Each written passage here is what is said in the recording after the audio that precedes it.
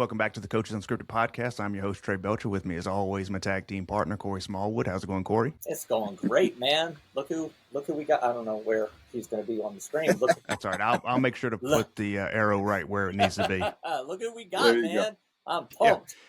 Yeah. Hey, look, I'm telling you, in my youth, this was the coolest guy on the coolest television show, and now to be here these years later and talk about these things is a crazy fever dream for me. So, ladies and gentlemen, there's nothing faster than a laser beam. American Gladiators legend, the laser, Jim Starr. Welcome to the show. Hey, thanks, guys. I really appreciate it. Thanks, Trey. And Corey, you and I go back a long ways. I don't know how many years, but I think we met each other when I was with Apex Fitness and I was doing a road show, and we just hit it off. We've kept in touch, over the last 15 years, I think, something like that. 20 years, yeah. It's been a long time. So, I appreciate you guys and inviting me to the podcast, and let's hit it. Let's roll it up and get dirty here. Absolutely. It is an honor. And like I was telling you before we came on, I'll just save the clip of you saying, thanks, Trey, and to say that we've had time together. So everything else is gravy after this. That's right. So, Jim, you were a linebacker at the reigning and defending national champion Montana State Bobcats. Yep.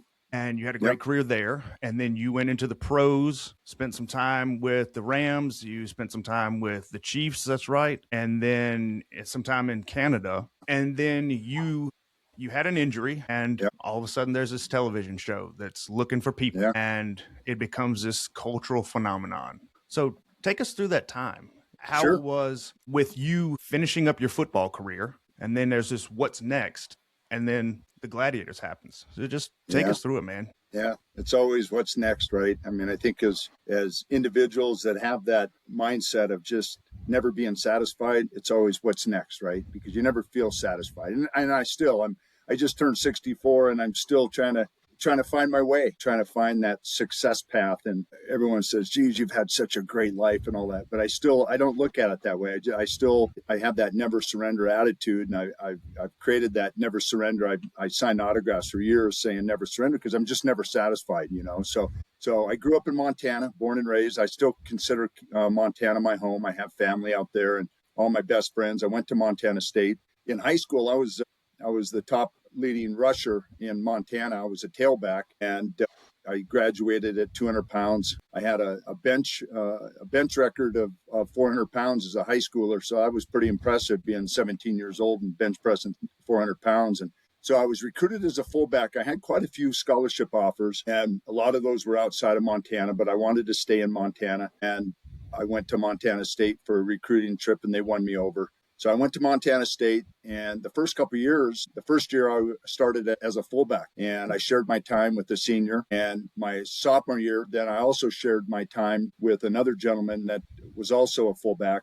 Then we had a new coach come in by the name of Doug Graber, and this guy, he was a huge mentor of mine. He changed the outlook of the program. He created a winter conditioning program in the off season. 5 days a week. We all had to get up at 5 o'clock and do 2.5 hours of just different drills. It was the hardest thing I ever did. And he took that program because he also hired the first salaried strength coach. His name's Rock Gullickson. And Rock also went to the NFL years later and was he was a legend in all of NFL for being one of the best strength coaches. So he created that program. And when we were in winter conditioning, I was going into my junior year, right before spring ball. We get done with the winter conditioning program, which was about 2.5 months. He knew I wanted to play pro football, but I didn't have the wheels, right? I mean, I'm running a 4.6 at 230 pounds. And he said, listen, your mentality during winter conditioning, you just have a defensive type mentality where it's just really never surrender, and you want to just kick ass and take names. And, that was my background. When that whistle blows, I become a different human being. I really do. And so he said, hey, what do you think about trying inside linebacker? And I said, yeah, let's do it. If I can get to the NFL, why not? And I blew it up, man. My junior year going in, I broke all kinds of, I still have the Big Sky. It was unofficial records because NCAA never started taking official records till years later. So I played from 80 to 83. but there's still records today. I had 202 tackles in one season, 32 tackles in a game. They still hold records today. And then it became an All-American. My senior year going in, pretty sure I was going to get drafted, is what my agent, we all thought I was going to get drafted. And unfortunately, I was out four games. I injured an ankle severely, and it was one of my other inside linebacker that hurt my ankle. He landed on it, making a tackle. We were playing North Dakota State, and so I was out 4.5 games, and we were doing terrible as a team. We ended the season at 1-10, and so right at the fourth game that I had missed, everybody kept saying, "Jim, just redshirt." It actually was a gray shirt season where I could, for the injury, and you don't care about next year. You want to play now, right? So I actually went in the fourth quarter of that fourth game that I had missed, and I lost my eligibility because I played. If I would not have gone, I would have had another year. Well, the next year they won the national championship. 1984, Montana State wins the national championship. All my buddies, all my roommates are juniors. So they're on all this national championship game, and they all got inducted to the Hall of Fame. It's still a very sour spot in my life that I just what did I do? But who knows where I would have ended up, right? But that was one thing that I just, gosh dang, I wish I was there. So anyhow, going in my senior year, I didn't get drafted, but I did get drafted by the United States Football League, San Antonio Gunslingers. They only drafted 2 linebackers, inside linebackers, myself and another guy, but they never called my agent for 2 weeks after I got drafted. And remember, it's a new league coming out. You don't know how it's going to go. So they finally call my agent. My agent calls me back and says, I just don't know if this league's even going to make it. Let's just wait for the NFL draft. I know your team didn't do well. Plus you were out 4 games. Plus Montana State just didn't have the notoriety as bigger colleges. And so unfortunately, I didn't get drafted. And then I didn't go to the USFL, which in hindsight, 2020, I should have went and got some playing time under me. I didn't do that either. So that was another mistake I made. So going in, didn't get drafted. And then Doug Graber, who was our coach my junior year, my senior year, we lost him. And he went to Kansas City as the defensive coordinator and he was I think he was the defensive back coach then. And he called my agent and says, I think we're going to try to draft Jim. Unfortunately, I didn't get drafted by the Chiefs either. So I came out as a free agent, walked on. And unfortunately, the 4th game of the 4th season was probably most likely going to make it. And they ended up cutting me, went back to Montana State, went back for another quarter of school. Then I went up to Canada with Toronto. Bob Obilovich, who was the head coach, also was from Butte, Montana, and he knew my agent out of Montana. So they ended up taking me up there, and I played for a while up there. But it just wasn't for me. They put me at outside linebacker. I didn't get it. It wasn't my forte. It wasn't something I enjoyed. So the funny thing about Canada rules is they can only have so many Americans on the injured reserve. And if they have too many, and let's say you're not the greatest player, they'll end up transferring you to team to team to team. Well, that wasn't my idea of professional football. So I ended up going back home, ended up going back in 1986 and graduating with a degree. Thankfully, I did. And then the Rams found out about me, and I moved out to California from Montana. And first game playing against the New Orleans Saints in the Superdome, guy just happened to clip my arm, and everything was like a car crash is how they explained it to me. And I crushed my larynx, lost my voice for 6 months, fractured a scapula, which was an impaction fracture, where the bottom piece of your scapula broke off and it went inside and punctured a lung. And that was 1987. It took me 3 years to heal up from that. But the ironic thing, Dan Clark, who was Nitro, he also played ball at the Rams. We became roommates, and we're living off of my settlement money. He didn't work. I didn't work. 3 years of just partying and having fun and training like admin. And we started doing commercial work and doing pretty good, doing commercials. We both had the same agent. We were down in Orange County in California. We moved up to Hollywood to be in the mix of Hollywood. Dan and I both landed the Gladiators, and that was 1989, 1990. I missed the first 13 episodes, and they had, I don't know if you remember Malibu. Malibu's Malibu. He was just not a tough dude, man. So it meant physically. So they stopped the season halfway through the 26 episode season and did another tryout, and I tried out. And at the time, I was a 230-pound linebacker, But my agent at the time was like, hey, I think you should get into modeling. I think you need to get down to like 205 pounds. So I went back to Montana and trained my ass up all summer long. And all I did was cardio. And I was already 5% body fat at 230. So you can imagine I lost about 25 pounds of muscle. So I go back to California. Now I'm doing modeling. I think I'm all that, right? So my agent calls and says, hey, Nitro made the Gladiators. You didn't. But guess what? They're stopping the filming because they're going to get rid of one of the Gladiators and they're going to have another tryout. You want to try out? I said, hell yeah. So I'm 205 pounds and I'm going up against guys that were 240, 310, kicking their ass, right? I really was. And all the producers and directors were like, oh my God, who's this guy? 205 pounds and he's kicking all these guys' ass. So they ended up casted me and I came up with my name. Nobody could come up with that. I said, how about laser, like a laser beam? They're like, yeah. So I was on the show from late 89, 90, all the way to the end of 97 until the show finally ended. I was the only Gladiator to make all 7 seasons, 8 years, and that was it. And so here I am today. I don't know when that show ended, 97. How many years is that? 40 years ago? 30 years. 30, yeah, a long time ago. Yeah, and that's kind of where we are today. And last 30 years been in product development, nutritional product development for dietary supplements, foods and beverages, things like that. So that's it. So now we're done now we're done. We have nothing else to talk about. Oh no, we got lots more to talk about.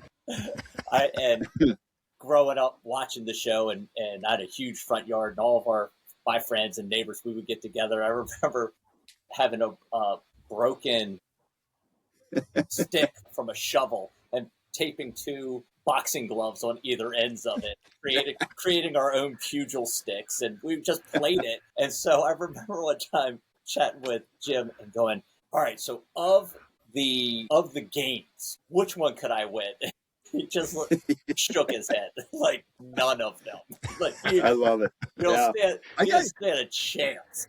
I mean, I got to tell you that the athletes that we had on that show, they were top tiered athletes. They weren't in the beginning. We had a couple professional athletes that came on that were same size. I was one of the smaller Gladiators at the second year I got back up to 225, but we had studs, man. I mean, they were weekend warriors. When you're a great athlete, it doesn't matter really how big you are. You are strong, right? Your force power and everything else that comes out of that. You could be a 160, 70 pound athlete and just be as strong and quick and agile as a guy that's 230, 240. And their tryouts that they had in New York, Chicago, LA. I mean, I know the last 2 years we had over 30, 40,000 people in line ready to try out. And so they wanted the best of the best. And boy, we had them too. And there were some studs on that show that, I don't remember everybody's names, but there's a few at the top of the list that I still remember today that were studs.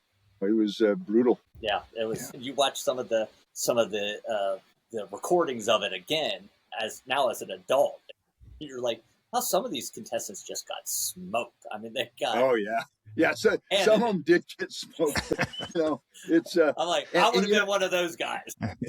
Yeah, and they were all humble except for a couple of you. They never wanted us to fraternize and get to know the contenders, and I didn't either. Right? If I become your friend, I mean, and I think you're a great dude, I don't know if I'm going to try to rip your head off, right? So we would have lunch, and they would separate us during the filming.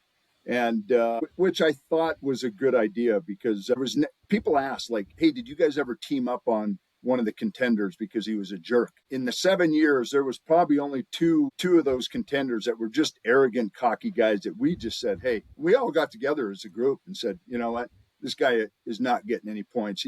We're going to do whatever we can to stop him. And we did, right? So, but everybody else, I mean, and I don't even know who they were, but there was, for the most part, every athlete on there, whether it was a male or female, they were all great individuals, great human beings. So when you're in the middle of filming and you guys, and I'm getting my information from the documentary, the Netflix documentary that I watched when it first came out, and I might have gone back and watched and got some more information for prep work. You guys were filming 3 or 4 episodes in a day? Not 3 or 4. Probably the most we ever did was always back-to-back 2. Once in a while, 3. So they were very long days. We had to prep. We had to get there very early in the morning. The reason the show lasted that as long as it did during the day, we're looking at 16, let me think, probably at least 13, 16-hour days is because it took so long to set up the equipment within, like we were at Universal Studios and MGM. It just, by the time they put all the equipment together, making sure it was all right,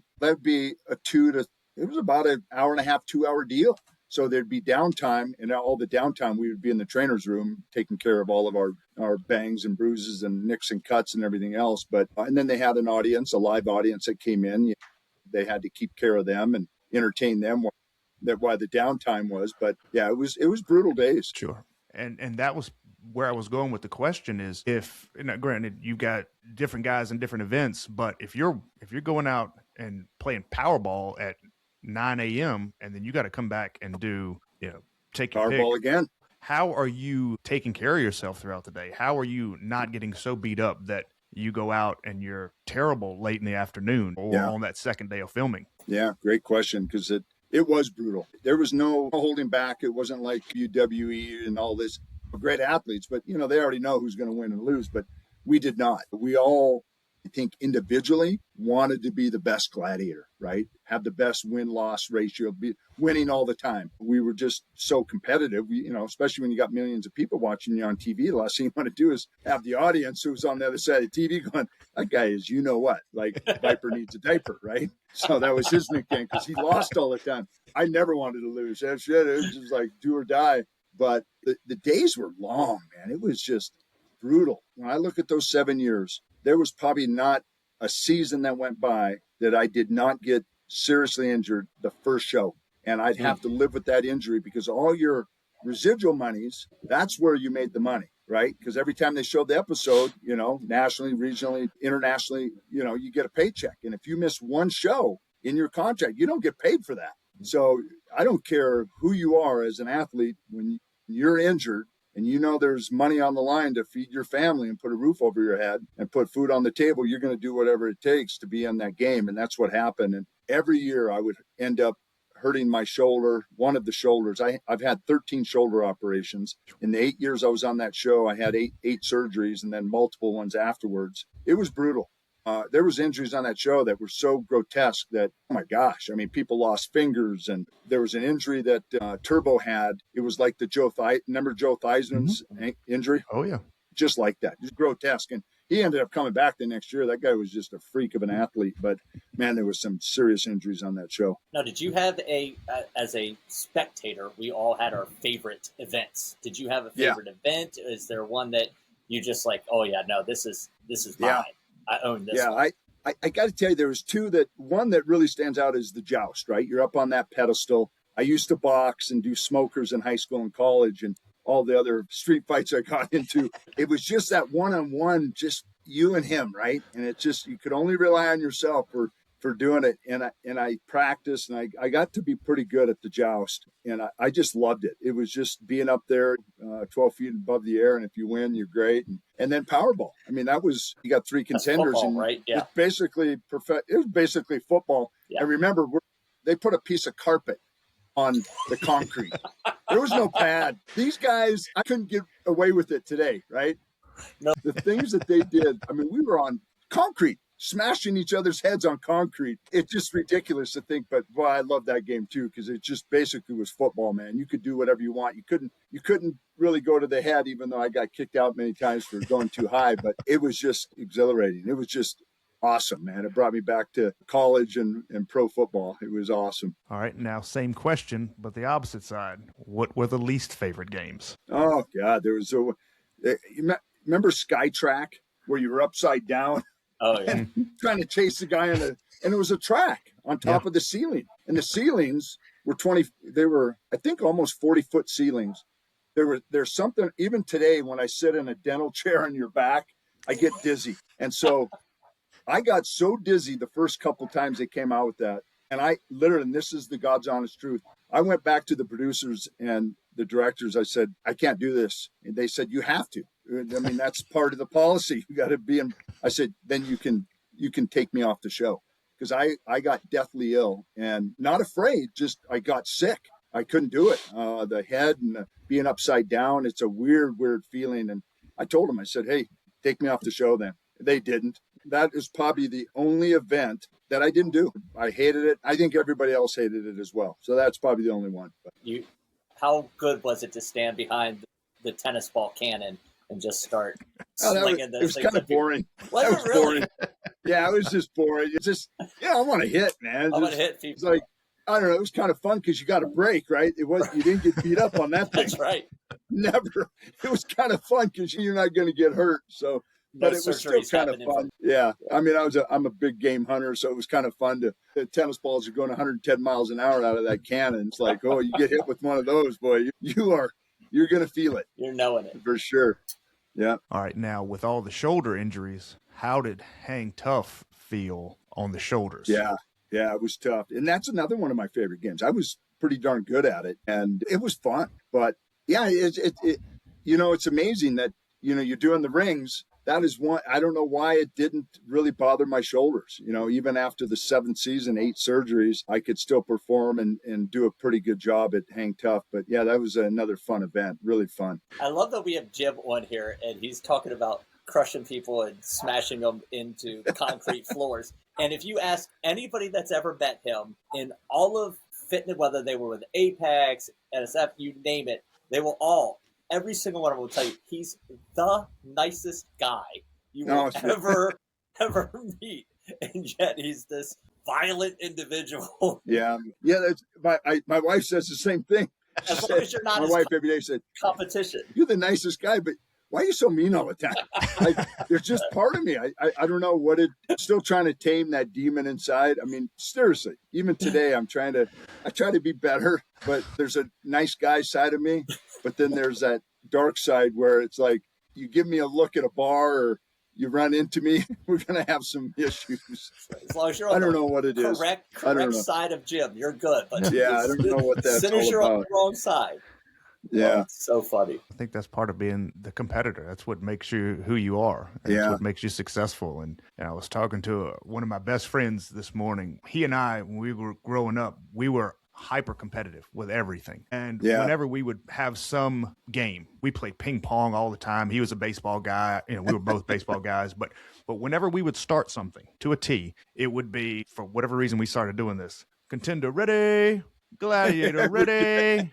And then we would start. And he called me this morning, and I told him that you were going to be on, and I told him I was going to make mention of that. Tell him hello for me.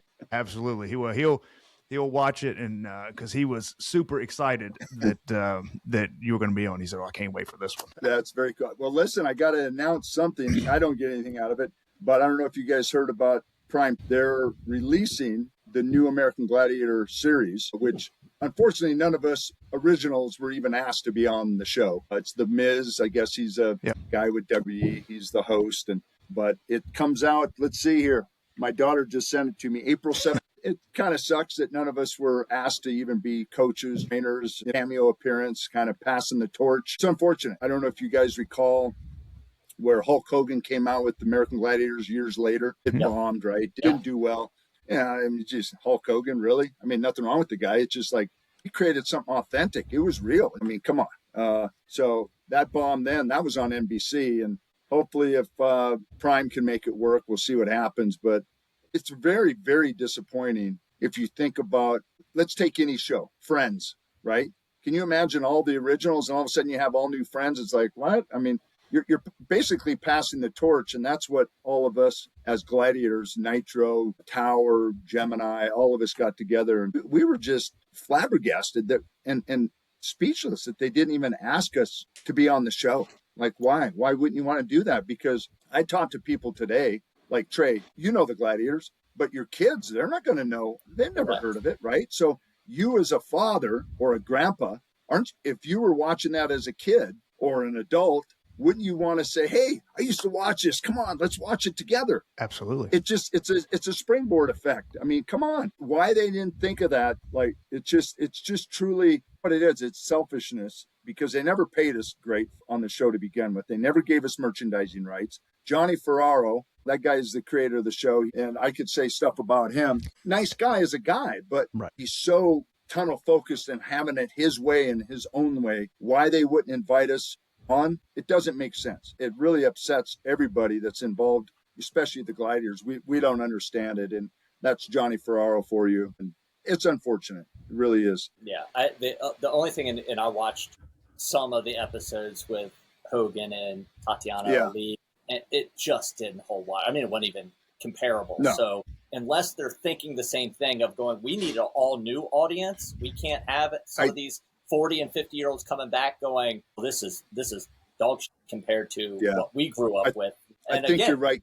The authenticity is, there was something so genuine and new and fresh, and that drew us to the original show that I don't know if you can recreate it. Yeah. Very good point, Corey. I mean, you think about it, never really thought of it in those terms, but you're probably absolutely right, because they took The Miz from, I think he's with WWF or whatever. He's got a big name and he's got a massive following. And so maybe they are bringing in, trying to create new people, a new consumer to come watch the show. Maybe that's it. You never really thought about that, but that's a really good point, that they could probably thinking along those terms. Yeah. Otherwise they're missing the boat. Well, they're missing. That's probably what they're thinking. So is what it is. And in another point, you guys with the originals, you created such a cultural phenomenon. You created that. And that can't be recreated. And it couldn't have been recreated in 2008 when they tried the show again, or whatever year it was. Yeah, it was 2008. They can't recreate it again, especially now, because you have such a proliferation of television channels and the internet and things to divert your attention. Back in the day, you were on network television, and it was able to grow organically because no one had ever seen it before. And now this will be the third iteration, and it's kind of like Saved by the Bell, the new class. It doesn't work. It doesn't work because you can't create that zeitgeist. You can't create that novel feeling for something. And you're very right. I totally can appreciate how you feel about it being a slap in the face, not to be asked, but it's not going to be the same. It can't be the same. And there will only be one laser, and there will only be one Gemini and one Zap and one Ice and one Tower and one Nitro. There will only be that. And the good thing is that with Netflix and YouTube and things like that do exist now that didn't exist back then, is we can show our kids. I've shown my kids the documentary parts of the documentary and and episodes on YouTube and things like that. So for people of our age who lived through it, we can share that, but we can share the original and not a replica of it. We can show them the real thing. Yeah. Good point, Trey. So thanks for setting me straight there. I needed that. Hey, look. Hey, I'm just glad to be here just to share in the discourse. Love it. So take us from the show ends. Yeah. And now you're living in LA, former athlete, now has notoriety. What's next? Yeah, great questions. 1997 rolls around, and right around 96, 97, we had a live dinner theater show in Kissimmee, Florida. Every night, 7 days a week, people come in, have dinner, and we're competing against the same contenders. I was like, are you kidding? We're out partying with the contenders. Now remake that. It's like, really? That's what I'm going. Remake that one. It was so goofy, but we packed them in. I mean, it was right there at Orlando, and we packed people in every night, but it just wasn't for me, man. I met one of the gladiators that we had just on that show. His name's Reggie Beegler. He was Tank. He's still one of my best friends today. Greatest guy ever. Hunts alligators and hogs, and just a great dude. But he loved being on it. But I was like, this is not for me, man. This is just goofy. So him and I are out one night in Florida partying up, right? The show ends. We go out drinking, and we both meet up at the I shouldn't even tell this story, but I'm going to. We meet up at a bar, and I had to park in this parking lot, and it's on the second level, right? And he's down, and I hear him yelling, damn, I'm down here. So I'm on the second level. I want to hurry up and get inside the nightclub, right? So it's a country bar. Instead of taking the elevator or the stairs, what do? I jump over the railing from the second story to the first story, and I have cowboy boots on, and my heel hit the side of the car curbs, and I blew out my ankle so freaking bad. I've never been in so much pain in my life. That thing blew up so quick. I couldn't even get my cowboy boot off. Reggie takes me to the hospital. They cut my boot off. That was it. I went back to California. I just, at that point, I finally realized where athletes come to their point in their life where they're saying, I am actually done. And I was done. I was done being injured. I was just over it. The pain, 8.5 years of just being in pain. And I stopped. So now I'm like, what am I going to do with my life? Well, we're waiting, 1998, summertime, because we filmed the shows, waiting. We heard through the grapevine that they weren't even going to bring back the show. Nobody called us. Nobody told us the show's done. We just heard it through other gladiators with the rumors. So the show ended. And I'm like, what the hell am I going to do with my life now? I mean, football ended. I had to very depressed. And I got to go back to that time because 3 years from 87 to 1990, yes, I lived with Dan Clark. We were partying, having fun, but I was really depressed, thinking, what am I going to do with my life? My life's over. And as an athlete, when you don't have the regiment of every day of what to do and that's taken away, suicide, I mean, you name it was a bad time for me. And now I'm in that same situation. I got a family, I got a home. Think, what am I going to do? So I was already personal training a little bit on the side. And I thought, well, I have a degree in nutrition, but what am I going to do with that? And I thought, well, maybe I'll just become more of a personal trainer and take my garage, take everything out of it, make it real nice and become a trainer. Didn't have any accolades as a trainer, just knew in what I did. I didn't have certifications, Corey. So now I'm kicking being a trainer, right? So fast forward a few months, and I put an ad in the elementary school newsletter, and lo and behold, my wife today of 30 years answers and leaves me a message, and I call her back, and we became best friends. And then best friends leads to sometimes, you know what? We ended up moving in, and we finally got married. And while a couple months after, because I was training her, Neil Spruce lived in my neighborhood, and I knew who he was, right? And one of my clients had went to a party of Neil, and he overheard Neil stating that he needed someone to run Ergogen Labs. Remember Ergogen Labs, Corey? Very well. The advanced dietary supplement line for Apex. And he was looking for someone to run that program under Apex. And my wife said, and so my client gave me Neil's number because I never met Neil. I knew who he was. So my wife and girlfriend back then said, why don't you just call him? What do you got to lose? I said, I don't even know the guy. I sat on his number for 2 months and then finally had the nerve saying, you know what am I going to lose? Back then, they didn't have cell phones. They had fax machines. So I called Neil. He answers the phone on a Sunday night. He knew who I was. And he said, well, fax me over your resume. I'll see what I can do. I faxed him my resume. He called me back immediately, and he said, you're hired. I said, what? He said, come in Monday morning. You'll meet our CFO, sign the paperwork. We're going to have you run Ergogen Labs. That was my first corporate job at age 35. And I thought, oh, my God, I didn't know how to run an Excel spreadsheet, never worked in a corporate environment. But I took Ergogen Labs from $0 to $2 million in the first year by just going out and doing educational roadshows.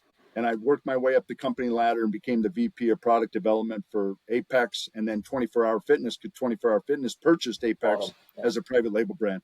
And then Fit. I've been in that career space for 30 years. And the last 2.5 years, I've been with NSF, the third-party audit testing certification company. I just absolutely love it. And so I've been really fortunate. I worked my ass off, but I feel very, very blessed and fortunate where I am today. Really, I have to give Neil kudos and big thank you because he gave me my first shot in the corporate world, right? And he led me there. I did the rest, but yeah, I have to thank him greatly. It's amazing how many or how small and interconnected the industry is. Isn't it? And yeah. It really is. Some of those, from Tom Plummer to Rick Caro to Neil Spruce to some of those legends that helped bring us up through the industry and are now slowly passing the torch. But it's just I'm where I am because of some of those people. You are where you are because of those people. And it's also our job now to pay it forward, which is why Trey and I ultimately started the podcast to help educate more trainers and coaches and gym owners and operators out there. Yeah, for sure. Yeah, to me, in life is all about just being a good good dude, right? You just want, at the end of the day, you just want to be a good guy, help others out. There's not a day that goes by that I don't try to elevate or help somebody in our industry, whether it's a personal side of it or business. If you can introduce somebody and help elevate their career or get a brand to insert something with an ingredient, whatever, it's exactly what you said, Corey. It's about paying it forward. And I try to do that daily because, at the end of the day, people say, what's your legacy? And I said, I just want to be known as a good guy. I pay it forward and that's it. So. Do you have a closet full of those Andro poppers left from Ergogen Labs? You remember those? Oh my God, they did work. Son of a gun. That's awesome. Yeah. You guys are going to have to try BHB. That's kind of the same, that euphoric type feeling. I don't know. It's pretty good by Ketone Labs. It's a good product, so you should try it. I remember having to educate my members when we brought all the Ergogen stuff in. Oh, yeah. And, what's this Tribulus terrestris stuff? And I was like, yeah, Tribulus terrestris. Oh, you remember it. You probably shouldn't take that, ma'am. Yeah, we had it all. DHEA, we had the Android. It's creatine. I don't know. There was a whole bunch of different products. Great stuff. Yeah, good stuff. Well, you think about it, the connection that you just described, talking about your client giving Neil Spruce's number to you, and how many times, Corey, over the course of these episodes has Neil Spruce's name come up, and really all the connections. And that's really one of the big things that we wanted with this podcast was to share the stories and create the connections and share the connections and the education, because it really is a small community it truly is. Once you start parsing it out, but still those connections are the important thing. Those connections, you've had a 30-year career because somebody gave you a phone number. And I give you an example, Trey. This is exactly why you never burn a bridge in your personal life, hopefully, but especially in business. Is in 2009, I was developing NSF certified for sport products with .fit through NSF, and they still have those products today. So I met a gentleman who was just in sales, not just, but he was in sales. His name's David Trozen. When I was with another company a few years ago called Opsis Health, scan a plate of food, and it tells you everything on a food, calories, all the macros, micros. And I thought, man, this would be really cool to get certified with NSF, with all the professional athletes. So I called David Trozen, who helped me certify these products with .fit back in 2009. Now he's the senior global director. He's basically the director of nutrition and wellness. And that's who I report to today. I called him. He says, I don't know if we can certify your app, but let me see what we can do. Long story short, that company went out of business. I called Dave and I said, hey, lost my job at Opsis. Let me know if you hear anything. 2 months later, he called me and said, hey, there's a director of client engagement role with NSF. He said, I can promise I can get you an interview. The rest is up to you. 5 interviews later, I got the job. So what does that tell you? It's all about connections, about hard work, keeping in contact with everybody. And I'm here today and have a great job, best job I've ever had as far as just the group of people I work with and salary and everything else. And it's all because of the connection I made. And a life lesson right there. Just never burn a bridge and be good to everybody you know. You never know what might happen. You never know. I mean, I could be working for Corey one day. No. We all might be working for Corey one day. Corey might be our boss. Lord help us if that ever happens. Yeah. I'd be like, gentlemen, grab your rifles. We are going hunting today. Yeah. We'd be out of business so fast. Right. So I give you one more example of why you want to be a good guy. And at the end of the day, guys, gals, whatever, we're just a good dude at the end of the day. So last week I'm in California for the Expo West and Turo. I don't know if you guys ever rent through Turo. It's the, an place where you can rent cars. It's like a rental car, but they drop the car off to you by the private owner. And so I'm leaving the parking lot and they're supposed to leave the parking ticket in the car, right? I can't find the damn parking ticket and I'm late grabbing my buddies that are also waiting at curbside on a different airline. And we had dinner reservations. Can't find it. Can't get a hold of the car owner. They wouldn't let me out of the parking lot. So I'm like, what am I going to do? Finally, I get a hold of the guy 20 minutes later. And he says, oh my gosh, Jim, I forgot to leave I know you did. You forgot to leave the parking. So I waited another 20 minutes. I was so cool to him when he drove up into the parking lot. I said, hey, it's okay. It's a mistake. So I'm supposed to bring the car back Sunday night, but I extended my trip because my grandkids are in California. And you have to do it the day before to extend the reservation. I forgot.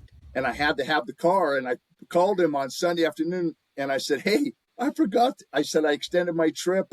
I'm 3 hours from Orange County Airport. What am I going to do? He goes, don't worry about it, Jim. He goes, we'll find a different car. We did lock it in for that night. Somebody else had it. But if I was a jerk to that guy because he forgot, I don't think he would have let me have the car, right? So what is that? That goes a long ways. I told my wife that story, and she said most of the time I'd get pissed, right? I'd be upset, yelling, screaming. For whatever reason, I felt like I should be a good guy that day, and I was. And it came full circle, right? And and it paid off. You just never know. Yeah.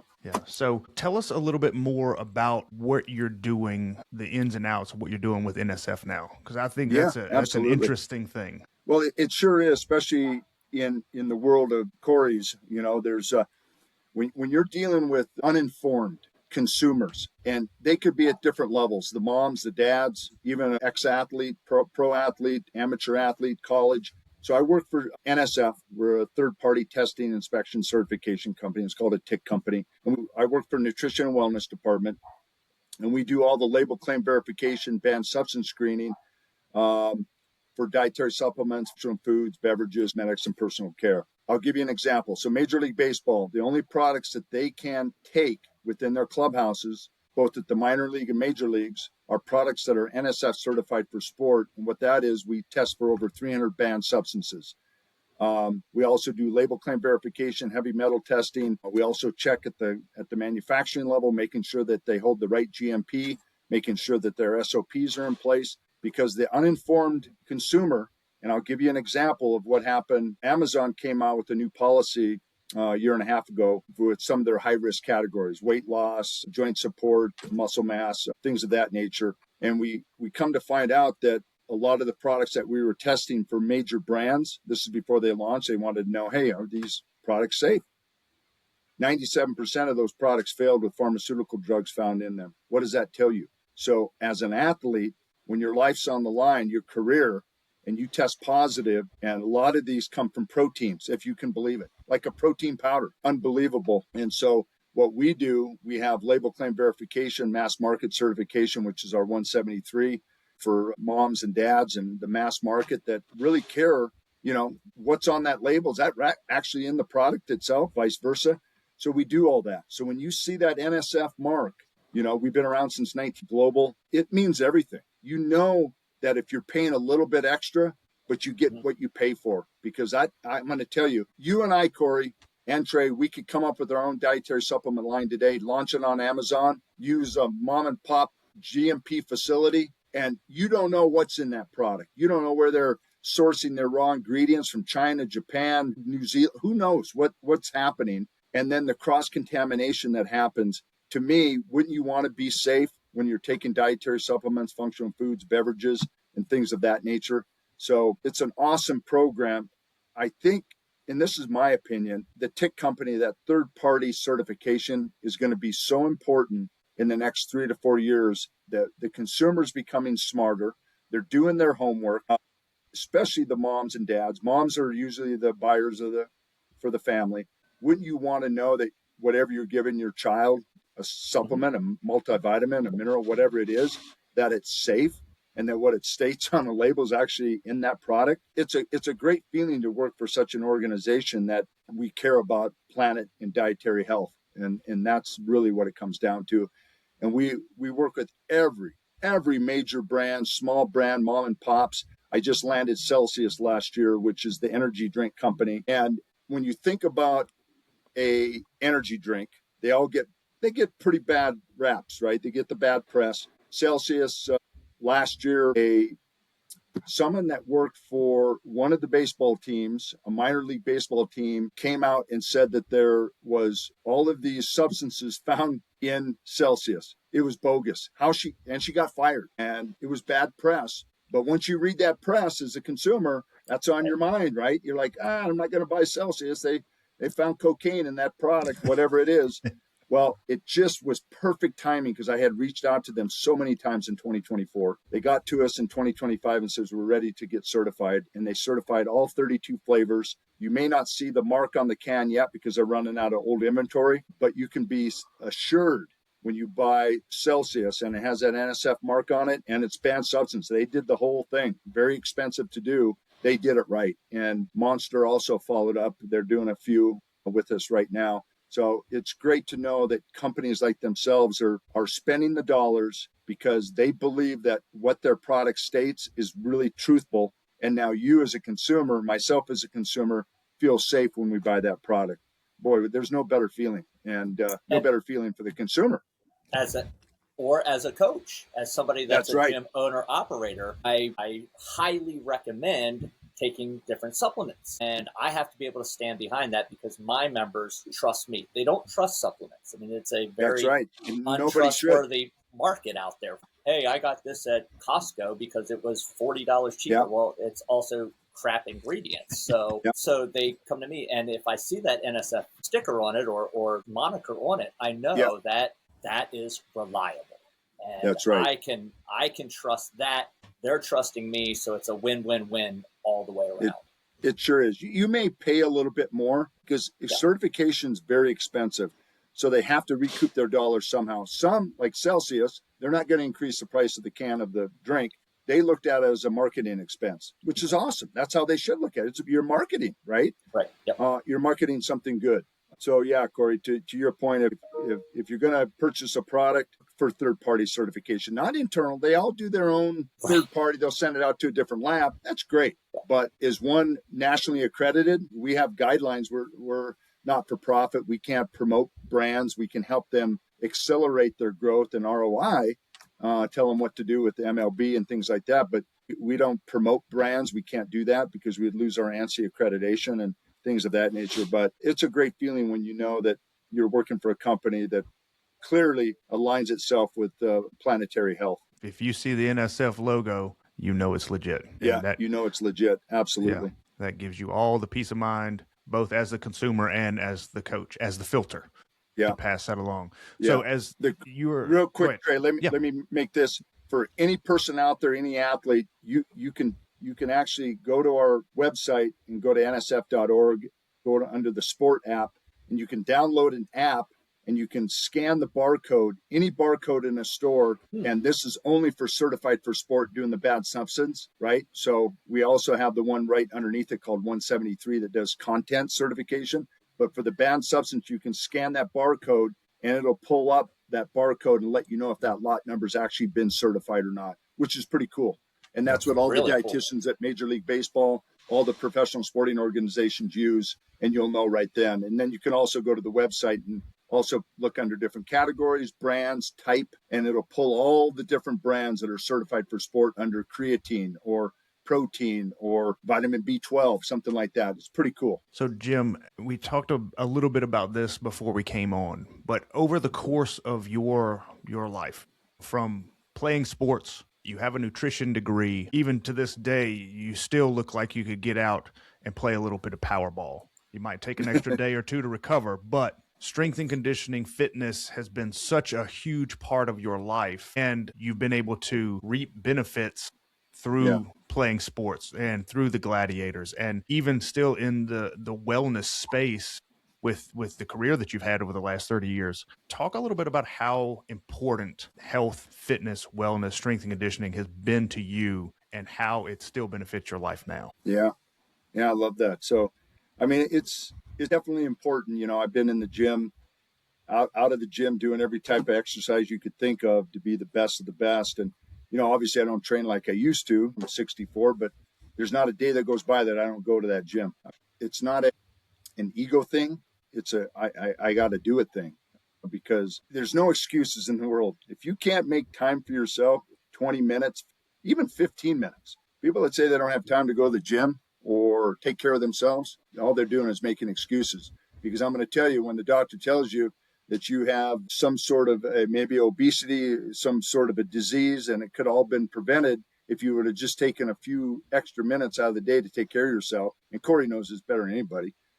Now you're scrambling, right? And by the time you scramble, you haven't put the mindset forward when you're 50, 60, and 70 to change your whole lifestyle and say, now I got to go to the gym. Now I got to take care of myself. Now I got to walk 10,000 steps a day or 5,000. You know how hard that is to do? I'll give you an example. My dad, who died at 72 years of age because he didn't take care of himself. Great athlete, went to Washington State, football player. And it's like, Dad, if you don't take care of yourself now, in 10, 15 years, you're going to regret it. And sure enough, he did. And he just didn't have the mindset to take care of himself. And everybody's in that same boat. I think having, and I don't know if it's a luxury or the God-given ability just to tell yourself, you know what, I'm going to go to the gym today. I mean, who wants to go to the gym? I mean, I tell you, the hardest thing to do every day is to go to that gym because I got to get dressed. I got to get undressed. I got to get dressed. I got to drive. I got to get out of the car and get to the gym. And by the time I do that, that's 45 minutes, right? Or whatever. That is the hardest part of the psychological stage of getting to the gym.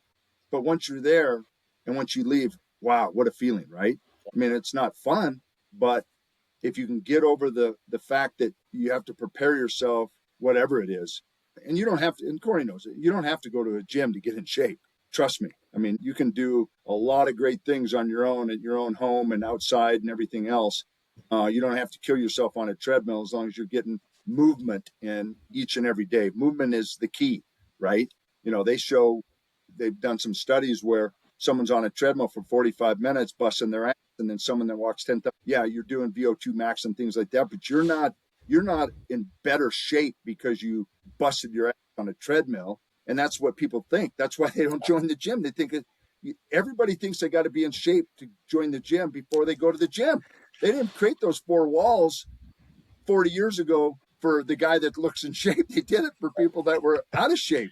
But now people think they got to be in shape to go to the gym. It's like, that's crazy. That doesn't happen. You don't have to do that. And I see people in the gym that are obese, and man, I give them every credit in the world to be able to do that. Man, I cannot imagine mentally how tough that is for someone to walk into a gym that is morbidly obese, semi-obese, and just show up. Just show up, man. That is, man, kudos to you, man. Really. So, I also look, go ahead, Corey. I said, I love that there's somebody else that says, you know, it's a chore to actually go to the gym. It is a chore. I have members that say to me, well, I just don't love it like you love it. And I was like, oh, when did I ever say I love this? Like, I also don't love brushing my teeth, but I do it. It's something that you do it. It's part of your lifestyle that you know. Right. It's important for longevity. Like that's right. And I got it as we all age, sarcopenia, which is muscle wasting. If you're not, 40, 50, 60, 70, at least doing some type of resistance strength training, shame on you. You should. I mean, it's just life. And the last, I always say it to family members, my best friends, man, you're in your 50s, 60s, start now. Because when you're in your 70s and 80s, I will guarantee you 99% of the time, those people aren't going to change their lives because now it's too late. It's too late. You don't have the gumption. You don't have the go forward. I can do it when I'm 50 like you do when you're 75. It's not going to happen. My mom, who passed away 2 years ago, was 86 years old, and she was going to the gym 5 days a week. 5 days a week at 86. Not because she did it at 85 or 84. She did it because she was 35 and kept that momentum going until the day she passed away, unfortunately, from cancer. Anyhow, go at it. I mean, there's no excuse. There's no excuse. That's all I can say. Yeah. There's so many parallels. And your dad died at 72. My dad died at 61. And my dad was a really good athlete. And same thing, gave up, quit trying to push himself, quit going to the gym, quit working out, quit eating right. And I watched that decline. And that's a lot of the reason why my gym exists, is so that I don't have to watch other people do that. And you don't realize, I'm looking at the three of us on this screen here, and you've been doing this your whole life. Fitness is such an important part, and you'd have a hard time saying, well, who's the youngest and who's the oldest on here. I mean, you're 64, but you don't look 64. You look, maybe 45. I unfortunately look the oldest. Well, there's no excuses nowadays. If someone finds an excuse nowadays, they're just freaking dang lazy because everything's at your fingertips on the internet. You can find the best diet. You can find a whole food plant-based diet. You can find, if you can't do it nowadays, you are just plain lazy, and lazy doesn't get you anywhere. And except for death, and we know where that's going. So there's just no excuse. And like you said, Corey, you don't have to go to a gym. Going to a gym is a chore. I say it today that it's difficult. I'm dressed today because I work from home. Then I got to get undressed. I got to get dressed. Got to get in the car. Man, that's the hardest part. It's like, I'd rather be at home. My wife gets home in 20 minutes. And as soon as she gets home, I'm going to the gym and I have to say goodbye to her. I don't want to do that. I want to sit home and have a drink and have dinner and watch TV. We all do, right? Yeah. I mean, that's there's just always life. something else that you can do. There's always something, Absolutely. especially at home.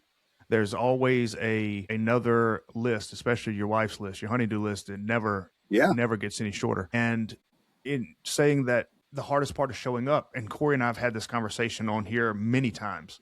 And I think that was a lot of the first episode that we ever did, was how important it is to show up, and how we have to appreciate the fact that the hardest part for our clients is showing up. I had the same conversation this morning at the coffee shop with the mother of a girl that I train. And she was like, I want to come. I know I need to come, but I just haven't done it yet. And you just have to encourage her and say, hey, just whenever you're ready, I'll be ready. And you try to sweeten the pot as much as possible, but you have to meet people where they are, and you have to appreciate those people that it's not natural to, that have the anxiety, that have the apprehension. You have to create that welcoming environment. And I think that's a lot of what Corey and I do in our gyms, is create the right environment, and so that when people fun. get, you got to make it fun. That's rule number 2. I'm going to see if I can shoot. I was going to pull this picture from my phone's dying. I was going to show you this picture of a buddy of mine that I lived with back in Montana, that was a very well-off guy, smart.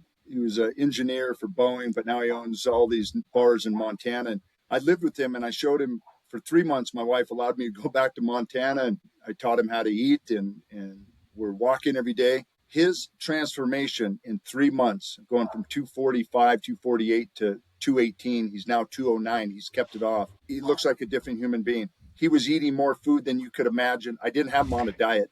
He was just eating good food, walking 10,000 steps a day. I was taking him to the gym, doing the circuit training. That's all we did. He couldn't finish all the food. He was losing between 1.5 and 3 pounds a week by not even trying. And he looked like death. And I took before and after pictures, and it's truly amazing what you can do if you just put your mind to it. And like I said, everything's at our fingertips. If you can't improve your life today, it comes down to just being plain, you're not ready, or you're just being flat out lazy. That's all it is. That's in my mind. But this is truly, and I took all his measurements, all that, just to do it for myself and for his mental capacity in terms of motivation. You can see your waist going from a 38 to a 37, 36. You're like, oh my God, this is awesome. The thing that I taught him was, you can still have fun in your life. It's not about taking everything that you love to eat and pushing it aside. That only happens for a short time. We all know what happens there, right? Yeah, I'm on a diet. I'm not going to eat carbs. How come you're not going to eat carbs? What's wrong with carbs? It's like, it drives me crazy when someone says, no, I'm not going to eat carbs any longer. Why? Because I lost 10 pounds by not eating carbs. Really? Do you know how much water holds on every kilogram of carbohydrate and so forth? And your body's only can sustain that for so long. And as soon as you eat those carbs again, your body's like saying, holy moly, where's those carbs been? Right. Feast and famine, baby. Yep. You're going to store all that. It's the craziest thing I've ever seen in my life. People that say they're not going to eat carbs because they're bad for you. Really? Okay. My favorite is they go, well, I'm not going to eat carbs. I said, what are you eating? Well, salads and mostly fruit. And yeah, you're like, what is wrong with carbs? Like, and even John, my buddy, he would lock himself in his house all winter because he's in the bar business, right? And you drink and all that. So he would get up to 245, 250, and then he'd get down to 220. And it'd be a yo-yo diet like that for 25 years. And the great thing about what he came with the knowledge is that he could still go out on a Friday night, have whatever, but law of averages, you're going to have an extra 2,000-3,000 calories that night. They have to come off somewhere. So you either exercise more or cut the food intake, hopefully both. And you do that Sunday, Monday, Tuesday, all the way. And then those extra calories that you made up for that Friday night all equate to homeostasis for Friday. You're right back to even. You're not going to gain a pound. Here's the alarming thing. If I gave you 100 calories extra per week, which is a banana basically, or 100 calories a day, and you did that for an entire year, you just gained 10 pounds. You did not burn that extra 100 calories. You just gained 10 pounds in 1 year. And everybody says, God, I've been watching my diet. I've been doing great. What the heck is wrong? It was the banana. It was 100 extra calories. That's all it takes. But it's so easy to figure it out. It's not rocket science. It's easy. People put so much emphasis into losing weight and starving themselves and not having that chocolate chip cookie every day that they love. Yeah, you can have it every day. You just have to account for it, right? So I don't know. I could go down that path forever, but. And I think we all know what to do. It's the consistency of doing it. And that's when you make it just consistent, you don't have to do extremes. You can do minor things, the small things consistently for the rest of your life. You're good to go. You're good to go. Perfect. I mean, you and I, Corey, you've done this for years and years. You know exactly what I'm talking about. And I mean, it's an easy concept, but people put so much emphasis into losing weight and cutting back calories that they usually love to eat. Your body only can sustain your mind. It's the mind. Your mind's like that piece of cake's on your mind 24/7. I can't have the cake. I'm going to get fat. No, you're not. I mean, your body doesn't turn to fat because you had a piece of cake, whatever. I think we're going to have a second episode where we have Coach Jim Starr, Coach Laser back on, and we just go dive into all the fitness and nutrition myths, and that'd be fun. We can talk about creatine. Oh my gosh, the new studies coming out on creatine with brain health, and oh my God, everybody should be on creatine. I don't care who you are, male, female, or what age. My mom was on it till the day she passed away, and she felt great. It's not a bodybuilding supplement any longer. If anybody's interested in looking at some really good creatine research and webinars, look up Peter Jennings. Him and his daughter Rachel own Generise. They're all over LinkedIn now. They're trying to create momentum for creatine. The company's name is Generise, but he's the godfather of creatine. He created creatine in 1992, right during the Barcelona games. And the stuff that's coming out on creatine today, every one of your clients, you guys aren't on it. I know you are, but man, oh man, everybody should be on it. But we can do that on our next podcast. Yeah, absolutely. You just go ahead and pencil that in, and we will make it happen. You know it. Let's do it. Yeah, we'll get everybody shredded. Easy. That's right. I mean, it's just easy concepts. I mean, I'd love to do that.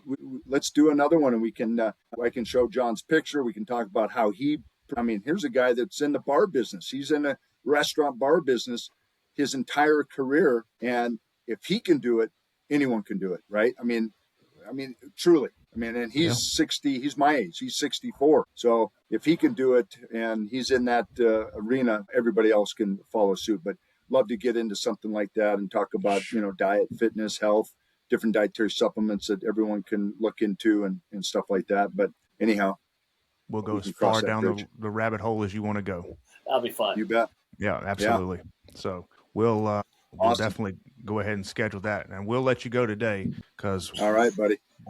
We've gone longer than I think we've ever gone before. Yeah, hour and 20 minutes. Yeah, but that's all right. This has been awesome. Truly an honor. And anytime you want to come back on here, and we'll go wherever you want to go. Yeah, nutrition, football, dragging Corey's deer when we all work for him, whatever you want to do. That's right. I'll show you some elk and deer from Montana that, I'm a big game hunter. So that's one thing I love to do, but love you guys. And thanks for inviting me. And yeah, absolutely. I'll join a podcast again. We can kind of hit on some different topics and subjects. Yeah.